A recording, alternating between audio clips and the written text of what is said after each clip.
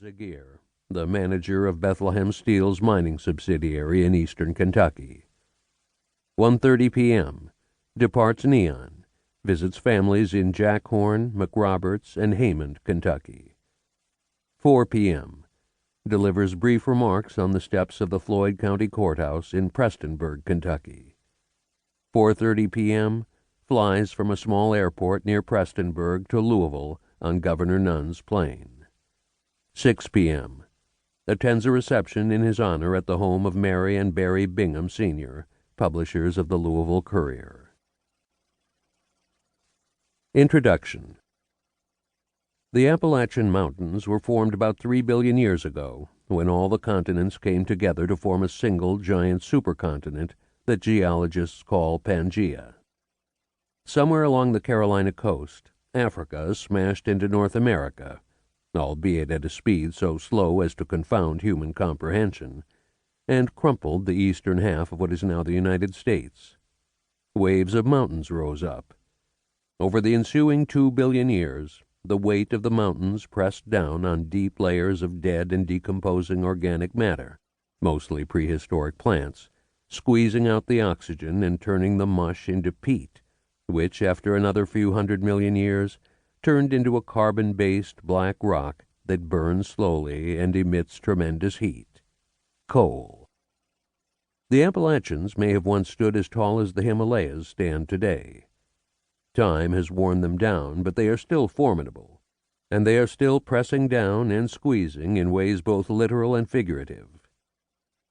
Just over 50 years ago, in February 1968, Robert Kennedy, a U.S. Senator born into great wealth and privilege, went to the Appalachian Mountains in eastern Kentucky to meet with people born at the opposite end of the social and economic spectrum: disabled coal miners, single and widowed mothers, children whose parents could not afford to feed them adequately. The trip occurred at a pivotal moment in American history. The Tet Offensive had launched just weeks before, and at a pivotal moment in Robert Kennedy's life. He was mulling a run for the presidency. For 2 days, Kennedy traveled hundreds of miles up and down the hills and hollows of eastern Kentucky on what the press dubbed a poverty tour.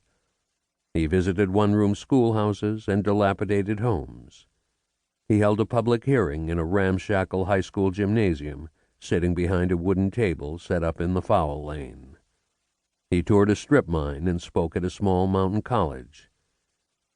As acting chairman of a Senate subcommittee on poverty, Robert Kennedy went to Kentucky to gauge the progress of the war on poverty launched 4 years earlier by his brother's successor, Lyndon Johnson. Robert Kennedy wasn't merely on a fact-finding mission, however. A cold political calculus was at work, too.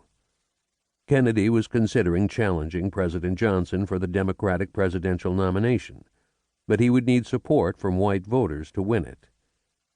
Kennedy's main constituencies were dispossessed minorities: African Americans, Mexican Americans, Native Americans. He needed to form a coalition between them and working-class whites.